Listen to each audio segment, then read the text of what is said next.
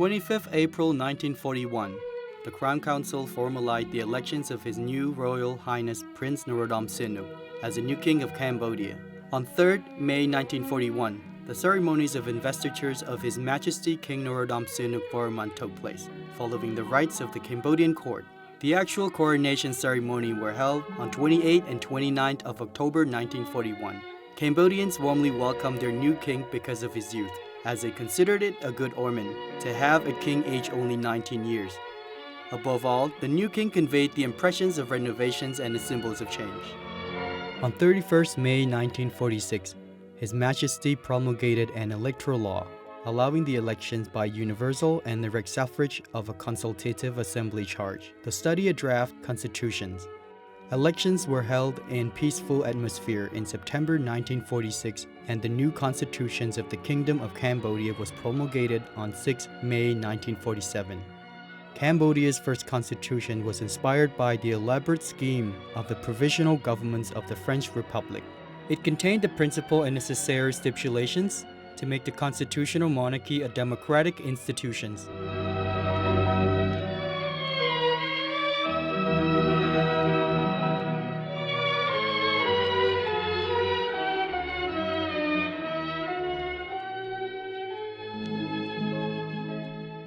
In 1949, His Majesty King Norodom Sihanouk Burman was successful in convincing France to repeal the Treaty of 1863 and the Conventions of 1864, which were documents that established the French protectorate over Cambodia. The country then became a state associated to the French Union. But His late Majesty felt that the time had come for Cambodia to be independent, and in early 1953 set in motion what he termed the Royal Crusade for Independence. His Majesty chose negotiations rather than armed conflict to secure Cambodia's independence, which he felt was the only way to obtain the withdrawals of French from Cambodia's territory while preserving friendship with the French Republic. On 9th November 1953, France agreed to grant full independence to the kingdom, and the following year Cambodia participated in the Geneva Conference on Indochina as a fully independent nation. After obtaining independence for Cambodia, His Majesty felt that the monarchies had to become even closer to the people and to link the populations of Cambodia to the conceptions of government that would blend together the old traditions with social and economic reforms. To achieve this aim, His Majesty abdicated the thrones on 2nd March 1955, as he felt that his duty as a ruling monarch had to come to an end with Cambodia's attainment of independence and that another task was awaiting him. With the above in mind, His Majesty established the Sangkum Rih Niyom as the mechanism, allowing His Majesty to create and maintain national unity, the solutions of social problems, and the promotions of a genuine democratic system.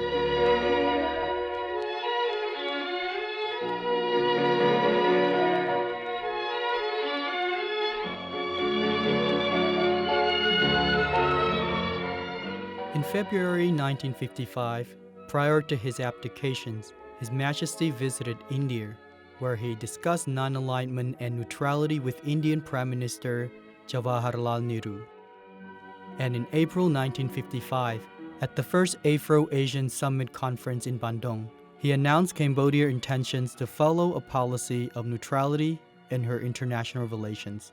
His Majesty explained in an article written for the U.S. magazine, Foreign Affairs, that neutrality has been imposed on Cambodia by necessity. Indeed, the country was wedged between two medium-sized nations of the Western Bloc, and it was only thinly screened by Laos from the scrutiny of two countries belonging to the Eastern Bloc, North Vietnam and the vast People's Republics of China. In His Majesty's view, Cambodia has no choice but to try to maintain an equal balance between the blocs. Answering criticism that Cambodia had recognized and established diplomatic relations with some communist country, including the People's Republics of China, which was isolated by the West at the time. His Majesty explained that Cambodia could not be taken seriously if Cambodia had persisted in maintaining diplomatic, commercial, and other relations exclusively with the Western Bloc of countries. In 1956, in Bryarni, former Yugoslavia, His Majesty signed a charter establishing the movement of non-aligned countries, becoming the sixth co-founder of the movement. His Majesty signed charter together with Prime Minister Jawaharlal Nehru of India, President Sukarno of Indonesia, President Jamal Abdel Nasser of the United Arab Republic, Egypt, President Kwame Nkrumah of Ghana, and President Joseph Broz Tito of the Socialist Federative Republic of Yugoslavia.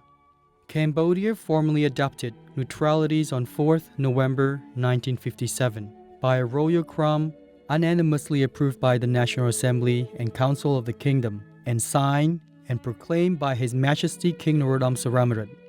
The law was based on the declarations issued by the Cambodian delegations to the Geneva Conference on Indochina on 20th July 1954.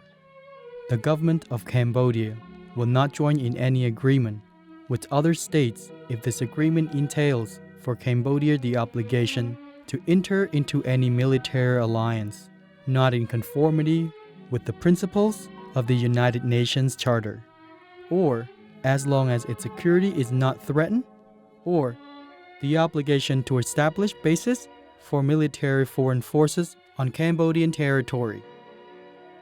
During the period which elapses between the date of the cessations of hostilities in Vietnam and that of the final settlement of the political problems in that country, the government of Cambodia will not solicit foreign aid in material, in personnel, or in instructors in the interest of the effective defense of its territory.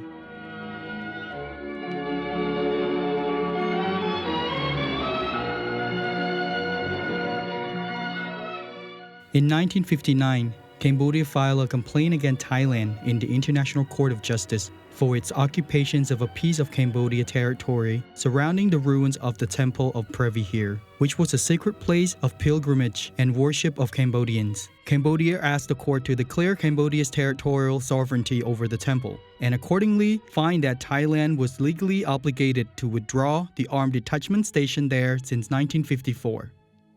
Thailand filed preliminary objections to the court's jurisdiction, which were rejected in the judgment given on 26 May 1961. In its judgment on the merits, rendered on 15 June 1962, the court noted that a Franco-Siamese Treaty of 1904 provided that, in the area under consideration, the frontier was to follow the watershed line, and that a map based on the work of a mixed delimitation commission showed the temple on the Cambodian side of the boundary. Thailand asserted various arguments aimed at showing that the map was not a legally binding document. One of its contentions was that the map had never been accepted by Thailand, or alternatively, if Thailand had accepted it, it had done so only because of a mistaken belief that their third border corresponded to the watershed line. The court found that Thailand had indeed accepted the map and concluded that the temple was situated on Cambodian territory. It also held that Thailand was under an obligation to withdraw any military or police force stationed there and to restore Cambodia any objects removed from the ruins in 1954.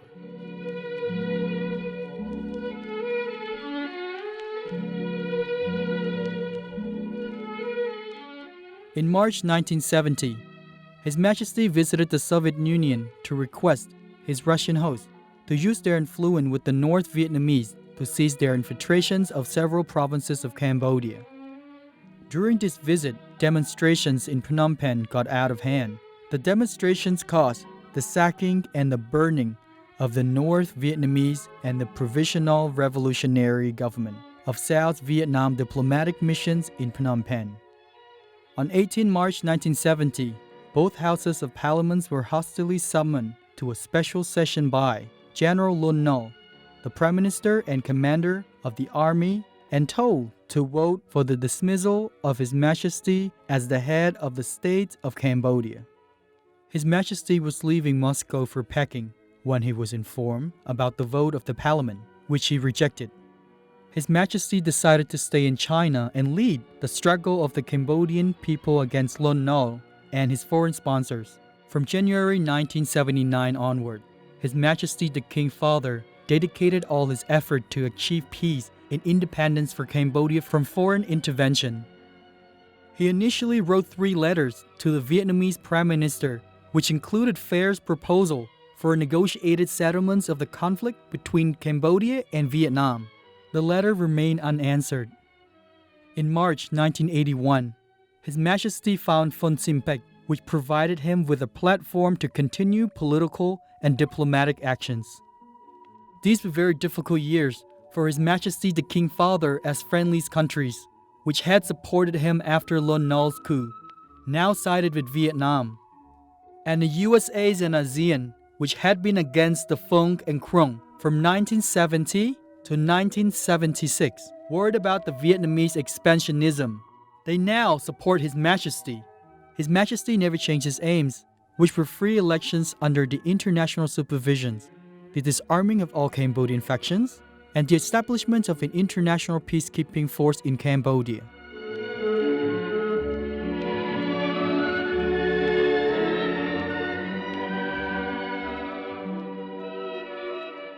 His Majesty's Herculean task soon paid off, and more countries began to support his proposal for a peaceful settlement of the Cambodia-Vietnam conflict. In July 1986, China agreed to the proposed formations of a quadripartite government in Cambodia. This led His Majesty to initiate discussion with His Excellency Prime Minister Hun Sen of the People's Republic of Cambodia in December 1987. In July 1988, His Majesty was invited to the White House, and he received full support from the President Ronald Reagan of the USA. In early 1989, France decided to host the Paris International Conference on Cambodia, which led to the Paris Agreements of October 1991, closing a tragic chapter of Cambodia's history.